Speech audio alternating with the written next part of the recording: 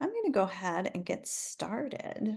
Many years ago, I think it's probably 12 years ago now. My husband's Colombian. Let's start there.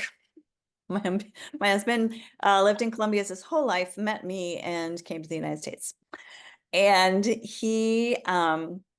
his father owned a lot of different properties in Colombia. And when his father passed away, um, in Colombia, they don't really have wills. Everything goes to the wife and then the oldest son or something. I don't know. But they spent about 25 years trying to divide up this property on who got what. And during this time, the farm, the coffee farm, had been abandoned. And also during this time, I'm sure you've heard of like the drug years when the guerrillas, GUER, not the animal kind, the ones with guns, were in the woods. Well, or in the jungle, they loved this area. And so they kind of took over the farm as well. And then some of the brothers needed money, and so they sold off anything they could on the farm to earn some money. So really, it was almost a, I don't know, it was abandoned. Imagine if you didn't do anything in your yard in a year, what it would look like, and then imagine 25 years in the jungle. It was completely overgrown, etc. So so Ramiro, being the brother who lived in the United States and is kind of forgotten about in his family, they kind of tossed it to us and said, we get the good stuff and you can have this, this property. And so we took it and we thought, well, it'd be really fun if we could bring this back to life. So we took out a loan and spent a lot of money. It is the black hole of investments, but we have brought it back to life. And so I'm going to take you kind of on a tour of it and show you the process of making coffee, because I was completely blown away the first time I went to the farm. I was like, this is it? Like, really?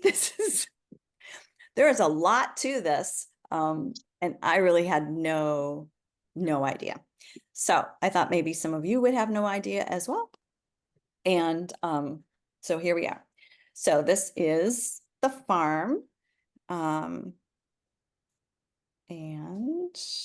come on, there we go. First, I thought I'd show you where we were. This is Colombia. And this little arrow where it says Agustin Codazzi, that is the town that my husband's family's from. At what I say, the bottom of the hill. It's the bottom of the Sierra Nevada. So it's a mountain right next to it, but the temperature in the town is like, I don't know, 95 degrees. And the temperature at the top, where we are, is maybe in the 60s. So when we inherited it, there was a dirt road up the mountain. So it took about an hour to get there. When my husband was growing up, they went by donkey.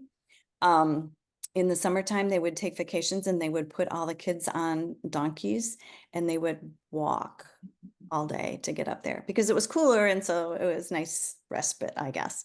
And it was kind of like camping.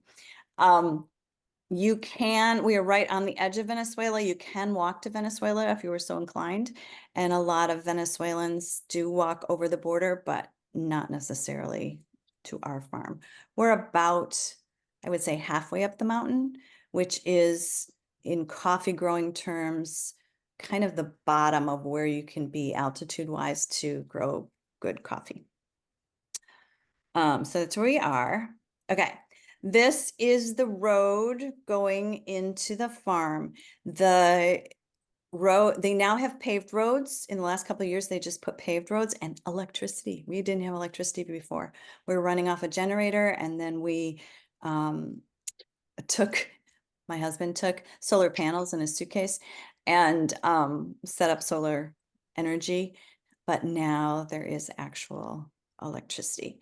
But the road from um, the driveway, which is about 1 kilometer long, from the road to the actual farm looks like this. All right. And so here we have the farm. So this is on the left here. These are the sleeping rooms for the people who take care of the farm, for us when we visit, for the workers. Everybody sleeps on this side. And then over here is where the kitchen is. The kitchen is does not have a refrigerator. The kitchen has a wood burning stove, and still they end up feeding 30 people when we're picking coffee. And then there's a little picnic tables in this area right here. And then this thing here is like a greenhouse that we set up this last year just to dry the coffee, but we'll talk about that process in a little bit. And then down here where you see that corrugated roof, that is where we process the coffee. This is the only flat space on the farm. It is the only thing that is level in the whole farm, and it took a lot of machinery to get it this way. All right. Okay. This is Javier. Javier is the manager of the farm. He and his wife, and well, the 2 kids are grown now, but when they started, they were, all living up here. Sometimes they go down to town. They have a house down there as well. It also gives you an idea of the jungle aspect of this property. You look the other way and you have 2 feet of weeds that grew up, in your path. You can kind of see a path there that was formed probably that morning by Javier with his machete, trying to help us get through. This is Javier with his machete and my husband with his walking stick, trying to get through. These leaves, these are coffee plants. So I don't know about you, I'm a Midwestern girl. When you tell me there's a farm, I think apple orchard. I think flat, I think trees all in a row. I think, I have this very organized way of, picturing a farm. And then when I went there and I was like, you mean these coffee plants are just kind of growing in the jungle? That's sort of the way it is. Oops, I went back. Sorry. Come on. This was taken, I don't know, 6 years ago, maybe. And when they were planting the coffee, and I tried to capture in this picture the steepness of the or the incline of the mountain. Literally, it's like this, and you're just planting on the side of it. The stairs that are carved in here, they cut those into the mountain for us. They can walk around and not fall and slip, and we could not. So when they heard we were coming, they put some stairs so we could walk around. Why do I keep going back? Okay, this is a coffee plant grown, and in the springtime, like now, it flowers, and it has these really pretty white flowers. So just like here, before something has a fruit, you have the flower. This is a coffee bean growing. It is very green right now. You wouldn't pick this. And then these are little buds. So they don't all grow at the same rate on a branch, which means that as some are ripe, some are not yet ripe. And you can kind of see that here. These are ripe coffee beans ready for picking, and you can see that there's still some green on there because they don't all ripen at the same time. There is a season for picking coffee that's kind of over 2 to 3 months. Colombia is famous for being able to pick coffee on any day of the year because there's so many different regions at so many different altitudes that grow coffee that you can almost pick it all year round, but any one harvest is only like over 2 months. And ours is typically October, November, on our mountain when it's growing. This is don't get dizzy, but this just kind of shows you.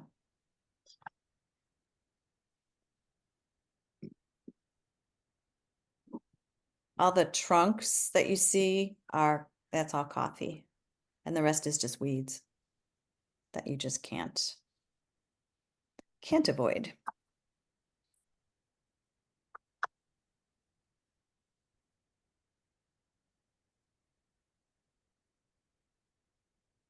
They have these plastic buckets, and they're tied on, and they fill them up with coffee beans. These are called cherries. When they're red, they're called cherries. We'll see why in a second. We have a woman picking, which was very exciting for me. She and her husband came, and it's typically a male-dominated, pretty young group of people. And the coffee pickers generally go from farm to farm because, it's only one harvest, right? So they can't live all year round on our farm. So they'll come in, they'll pick, and then they'll move on to the next one. And all the pickers are talking to everybody else. Well, where's this, and how's this person to work for, and do they actually pay you, and all that good stuff. So we try and treat them really well when they're here, so that they come back. This is another guy. He was super fast. There was a contest between him and this other guy to see who could pick more on any given day. It was just amazing to see. As they pick and their buckets fill up, then they fill up these sacks and tie them off and leave them so that they can continue to pick. And then they bring them down. And you can see this guy has 2 on his back. That's like 200 pounds that he's carrying in those sacks. And it's probably a 10-minute walk from where they were there. When we were there, the field that they were picking was really close to the house. There's a lot of, our farm has 150 acres, so you could be really far away. And a lot of times they walk because it's faster, and they're trying to pick as much as they can because they're getting paid. Some days in the slower times of the year, they get paid by the day. But when it's full harvest, they choose then to get paid by the bucket. They make more if they pick faster. And so it's all about, how fast can I get this and get this in and get it recorded to me. Okay. And just to show you as well, the weather. It rained probably 3 out of 4 days. That we were there watching them pick. And when it rains, it's just mud. And when it's mud, it's slippery. But they are very sure-footed, and the truck had a problem getting out, but the people generally don't. If you're just joining us, this is my tour of the farm in Colombia. And if you've got any questions, just unmute yourself and ask. I did joke about Juan Valdez and the mule. We don't have Juan Valdez at our farm, but we do have mules. And when they're picking farther away from the farm, then they load up the mules, and the mules take it back, all the coffee back to the farm. And then this is what you're seeing in this picture is they're bringing in at the end of the day, or they pick until lunch, like a late lunch, and then they have lunch and a little break, and then they go back out. So I can't remember if this is the first shift or the second, but they bring in all their coffee, and then they measure it out into buckets that look like Home Depot buckets, like that size, like the orange ones. And the guy in the blue shirt is tallying, and he's got the name of somebody, and he is saying, okay, you picked 8, they call them cans, but 8 buckets. And so you're getting paid for 8 buckets, and they literally just pour it in the bucket and measure it out and keep a tally of how much everybody's picked. You can see everybody's got boots on because it's muddy. Okay, then if you saw, go back, not all the way back there, goodness sakes. Okay, if you're just joining us, you can see the whole slideshow. I don't know why I keep going backwards. Okay, this thing that's right here is a big vat or container bathtub sort of looking thing. And once they've measured out the buckets, they're going to pour into that and start filling it up. So here, so they're tossing the bucket into here. You can see that there's a little hole where when the day is done and this is full, they're going to fill this up with water, and the water is going to move all the coffee cherries through that little hole. But you can see at this stage, you've got all sorts of leaves in there. You've got some yellow and green coffee beans, and you really want the red ones. So this is not ready. This is, it's got several stages. Several stages for it to go through and pick out the really good ones in this collection. So here you can see, this is a coffee cherry, and this is the coffee bean. This is what you're going for. So this is the fruit. And sometimes like Starbucks will talk about using coffee cherries, and they, use it in, I don't know, some drink they have.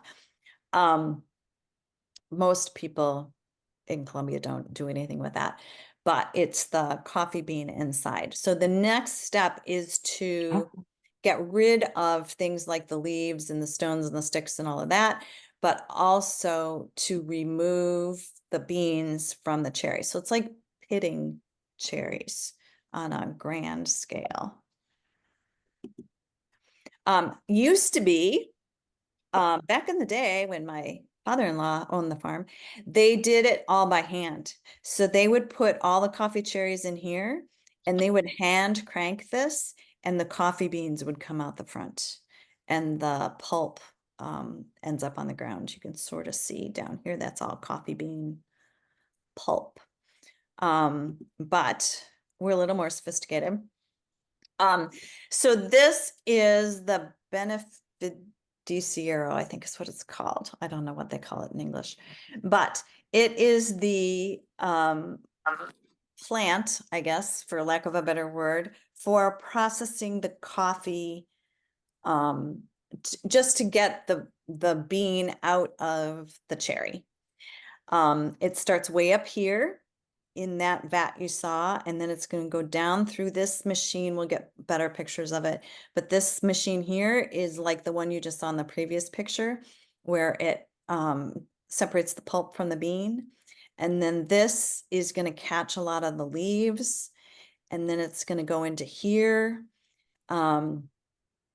and get washed some more, and then it goes down and down and down and down and down to just a whole bunch of different stages to separate the good beans from the not so good beans. I don't know if you, I think it's like if you wash blueberries and you put them in a big bowl, the bad ones kind of float to the top. I think that's for blueberries. It's sort of the way with this. So the ones that are rotten or empty or a stick or something is going to float to the top, and they skim that off the top, and the really good coffee beans are going to sink to the bottom in this water, and that's how they separate. This was designed, this whole contraption is still how they do it most everywhere. It was designed in like 1980 by Ramiro's brother, who was an engineer or an architect, I can't remember. But he designed this like as his college project, and we have restored probably every piece of it, but the design is the same. Okay, so this is what the beans look like. Remember I said that there's a lot of leaves in there, there's a lot of green beans, or green cherries in there, there's sticks, and we're trying to separate all of that.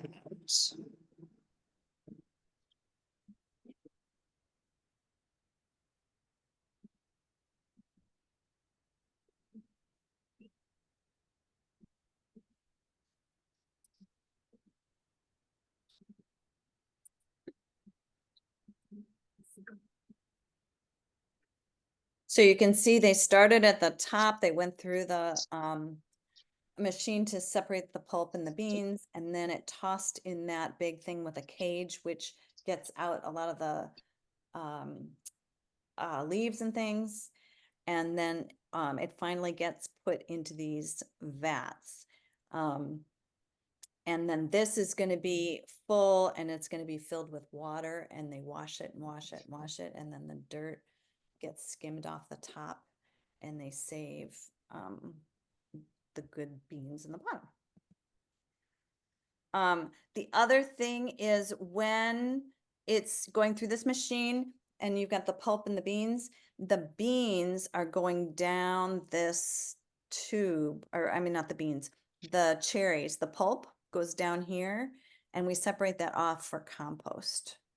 And then the beans that still have some dirt with them or some leaves or whatever are going to go through that process.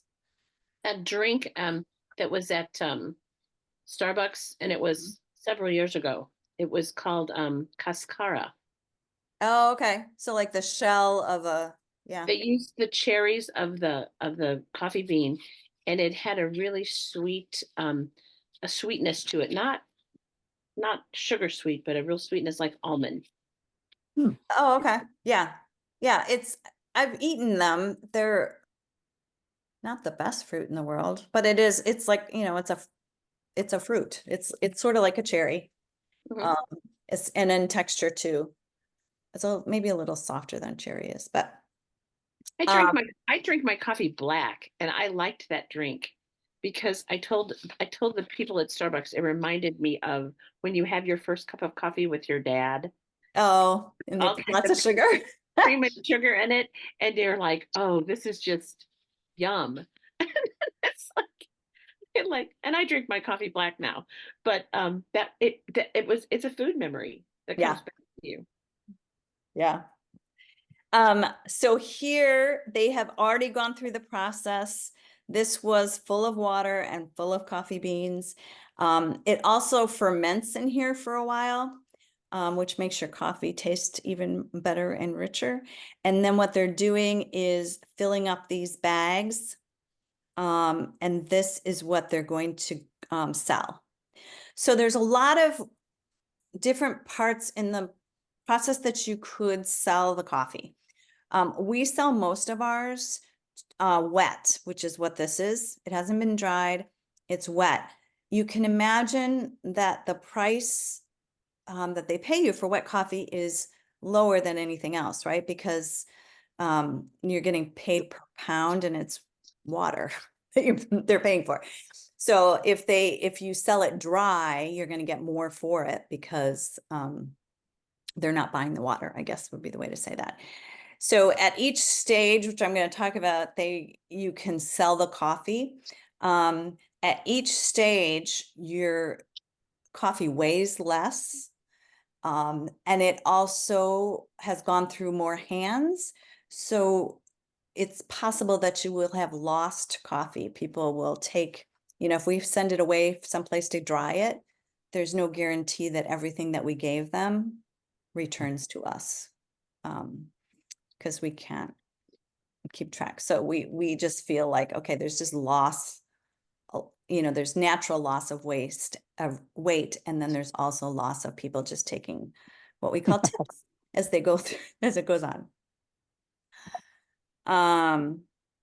Okay, and this is the end of that long pipe that I showed you. This is all the pulp. And we use this to create compost so that we can save, it's more natural, and we can save on fertilizer. I had this dream that it was going to be a completely organic farm. We have a field of trees that we treated organically that look like sticks. Maybe we got 3 coffee beans out of them. So my dream did not last. It's not sustainable. Okay.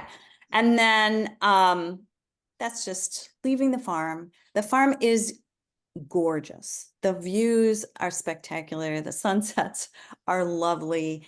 It is just everywhere you look, just absolutely gorgeous. If we did nothing but just go up there to see, um, to have the beautiful views, that would be worth it to me. It is, people always say, oh, I want to come, I want to visit you, I'd love to pick coffee. Um, it is I don't know, whatever the flight is to Houston, then it's a 4-hour flight to Bogota overnight. You wake up in Bogota after what, 3 hours of sleep. And then you have to fly to Valledupar, which is the closest airport. And then it's about a 2-hour drive to get to the farm. So if we can make it 24 hours door to door, like leaving your house to go to the airport and actually arriving on the farm, we think we have been very lucky. Very lucky. So usually I said we sell it wet. This last year, and the year before, we have been drinking our own coffee. So we decided to get it roasted. We figured out how to get it roasted. And so before we have arrived, we tell them to separate out the geisha and the tabi. Now we have, what do we have? We have maybe 5 different varieties, 6 different varieties of coffee we grow, but the geisha and the tabi are the best. Geisha is like probably the most expensive coffee in the world right now. And tabi is a local Colombian variety, but right there up there in the taste tests that coffee drinkers have, with being excellent. So we have them separate those out, and we sent them to be dried. Last year we sent them to be dried in one place. Really, it's hard to dry in this area because the clouds are literally like moving through, like you can walk through clouds, you're that high. So the humidity is pretty high, and it rains a lot, so it's hard to get anything dried. But down in Codassi, it's so hot and very dry, so it dries pretty quickly. And then we have to send it to another place for the membrane. There's like a skin on the bean, and that needs to come off. So they have a processing, the machine that you can just run all your beans through, and it takes that off. We do not personally own one, so we have to have somebody else do that. This last year, when Ramiro, my husband, was there, he set up that greenhouse so that we could dry the coffee ourselves, and then we just sent it off to get the membrane removed. And then we pack it all up in Ziploc bags to put in our suitcase to bring home. Literally like 75 pounds worth of coffee. There was I didn't go this last year, but the year before when we went, they gave us like 2 of those really big white bags that I showed you where they were putting in the coffee cherries. They gave us 2 of those sides full of coffee beans. One was the geisha and one was the tabi. And we went to this hotel where we were in Barranquilla, where we were staying for a couple days. And we literally transferred the beans from that to these Ziploc bags and marked all the Ziploc bags. And we thought, any minute the maid's going to come in and go, what in the heck are you guys doing? But it is legal to bring coffee in your suitcase, coffee beans. And so TSA doesn't care. They look at you kind of funny, but they don't care. But every time we're just sure somebody's gonna say, really, you needed 75 pounds of coffee? But yes, we did. We did. So then we come to the part of roasting. Good friend, Jenna Bolden, introduced me to the coffee lab at North Central College. And they've set up it's in Naperville, local to us, and they've set up a coffee lab for their students. And North Central College is all about social justice, and their values just completely in line with mine. And it was so fun to get to know them. And we bought first their coffee from Guatemala that we sold in our store and still sell. They work with the farmers, kids go down and spend a couple weeks getting to know the farmers, so they know exactly where the coffee is coming from. And they have the engineers working on, everybody needed those K-pod things, and so the engineers figured out how to do that. And the accountants are working in the business school, kids are working, everybody's participating in this coffee lab. But Jerry, who's the professor in charge, I guess, kept asking, when are you going to bring me Colombian coffee? When? So we finally did, and we had a tasting. He roasted up a little bit of the tabby and a little bit of the geisha. He did a light roast on both and a medium roast on both. And my husband and I, my son Eric, went and tasted it. And it's literally, you taste it by itself, and then you mix a little of the tabby medium with the geisha light, and you do all these different combinations to figure out what combination you like best. And we decided what we liked best was both at medium roast and the 50% tabby and 50% geisha. So that is what we have. This is the roaster at the coffee lab. I thought it was going to be some big, huge thing. It's not that big. So it gets roasted, and this part, it gets cooled, I guess. They have these big buckets too. It's either roasted beans or it's called green before it's roasted. They'll call them green beans. And then this is a bucket of ours already roasted. And then they have this machine here that measures it all out into bags. We do ours whole bean. They could have done it ground, but so this is Jerry helping us out. And I think we were putting labels on, and we were doing all the fun stuff. And that is what we ended up with. And we call it good coffee because it's good for us, good for Colombia. We are really changing the lives of the people who manage the farm for us. Javier and his family, we have made a complete difference in their lives, and just the community around us. Whoever works for us gets treated very well and gets paid. The payment is set by the government. The government controls how much you can pay coffee workers. And whether you feed them or not and all of that, but we treat ours very well. And like when we were down there, we were buying everybody boots and raincoats and all sorts of stuff. So we feel good about that. And tabi actually means good in one of the indigenous Colombian dialects. So we were happy about that. All right. So what questions do you have? Is it that costly to dry your own beans?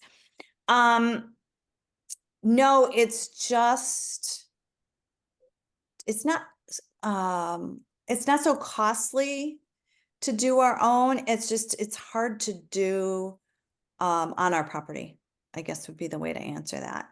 Oh, bye, Linda. Sorry. Sorry you missed it, but yes, we are recording, so you'll get to see if anybody else has questions. But as far as the cost goes, we did set up that greenhouse, and what they do is they set up racks that are like frames of screen, so that the air circulates. And then my husband actually, who's an engineer by schooling and by personality, took apart an old air conditioner and used, I don't even understand it, some parts of that, took it in his suitcase and set up like a dehumidifier in the little greenhouse so that the coffee beans would dry. So yeah, it's not that it's that costly. It's just a little time consuming, I guess. And you can't just, in Codese at the town, you can just lay them out on a patio is what they did. And they dry pretty quickly. But if we do it in the greenhouse, it takes a little longer. So I'm also married to an engineer who used to be a farmer. Your husband farmer fixed it. That's what he did. I'll tell him. He absolutely farmer fixed it. I'll tell him. I keep telling him he should have paid more attention, because when he was growing up, like they would go in the summertime and go see the farm, but it wasn't his father. As I said, they had cotton and they had cows and they on one place and they had the local movie theater, there were just all sorts of different things. And by weird story, my husband was actually raised by his aunt, and not by his birth parents. So he didn't spend as much time with that. I mean, they lived pretty close, but it wasn't like he was growing up in that house. But he says he remembers one of the jobs that the kids had was when the coffee was drying on the patio. It was the kids' job to go through and pick out all the stones and the sticks and stuff from the coffee beans. So, all right. Any other questions or any other slide you want me to show you? Or, I did want to say, so we've got 150 acres. So it's a big farm. Lots of different mountainsides. Only about 35% is planted.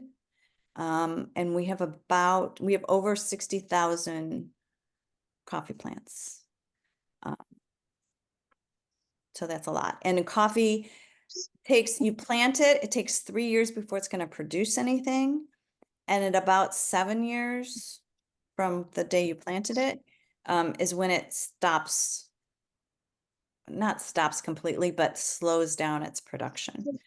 What they can do at that point is, they call it soca, where they cut it back and then it grows, it regenerates, and you can get a couple more years out of that if you do that right.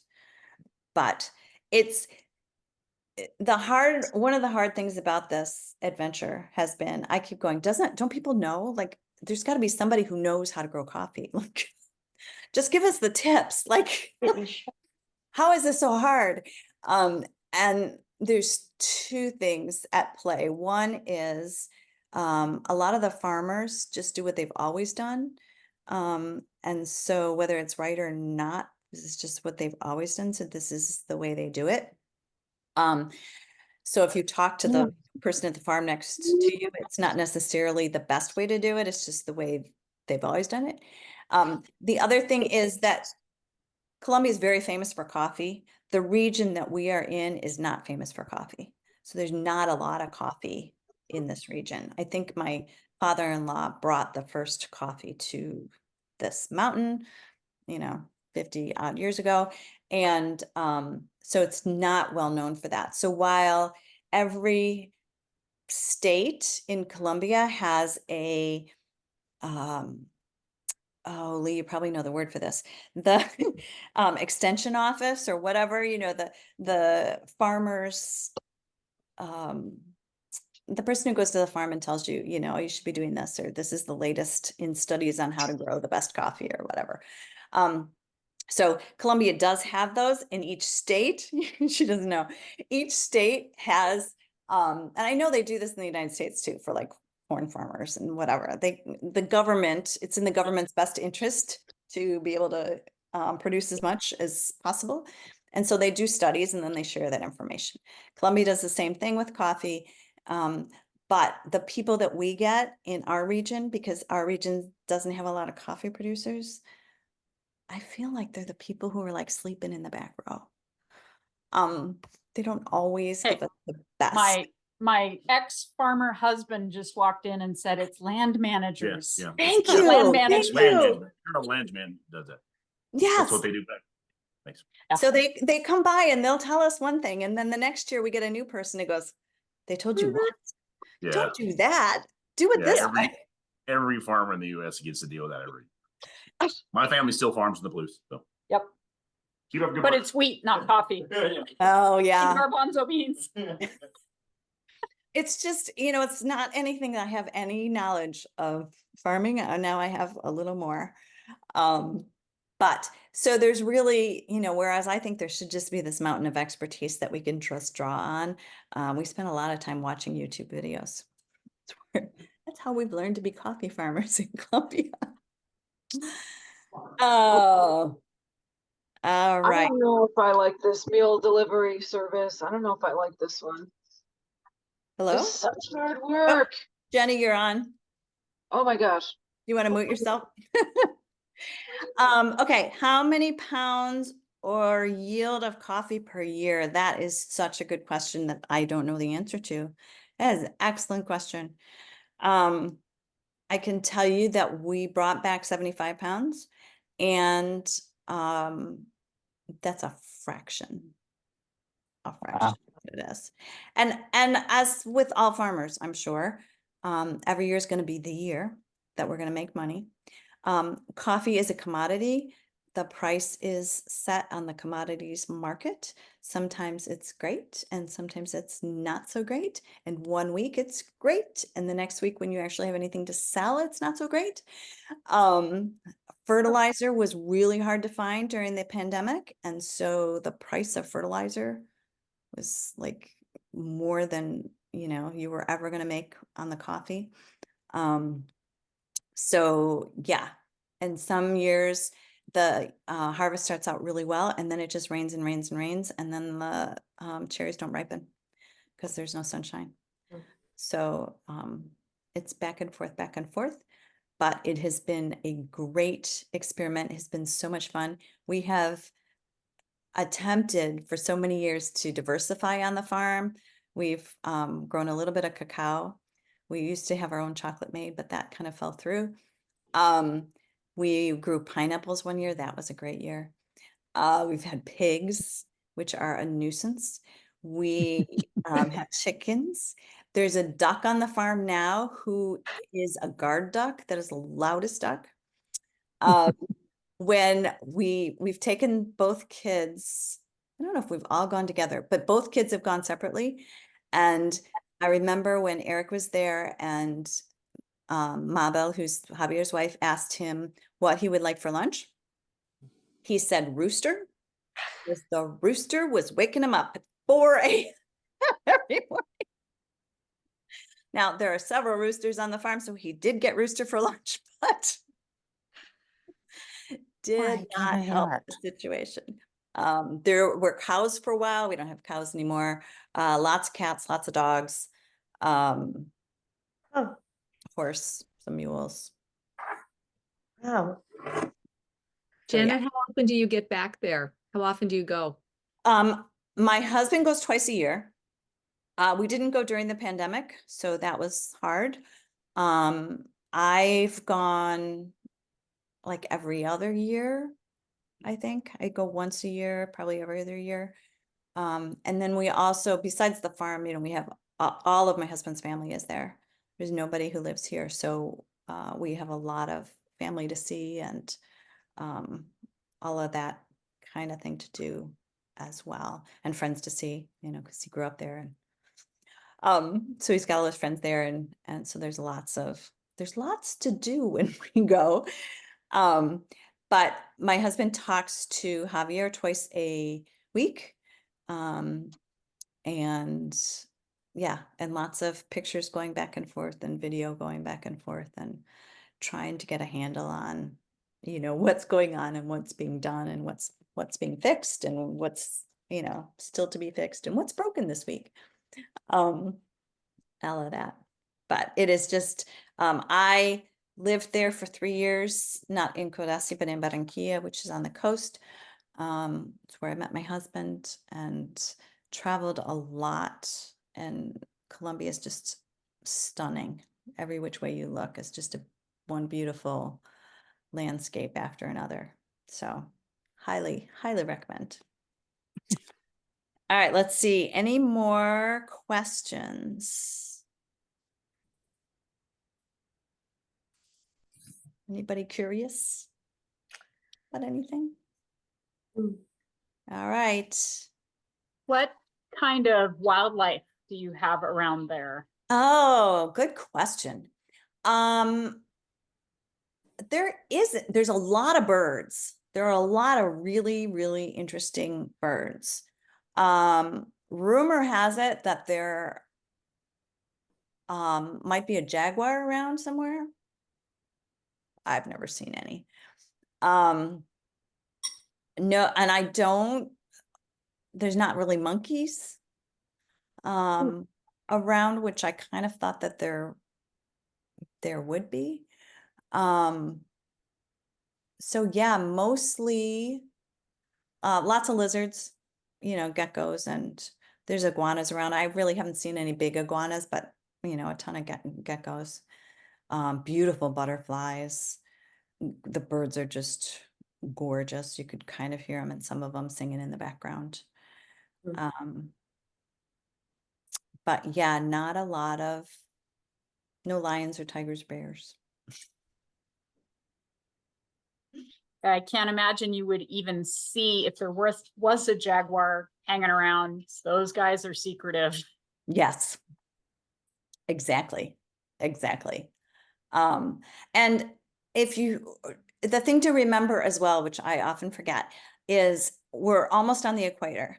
The places that you can grow coffee and chocolate are like this band around the equator, and then it has to be a certain altitude, which is why both of those things are precious. And so, so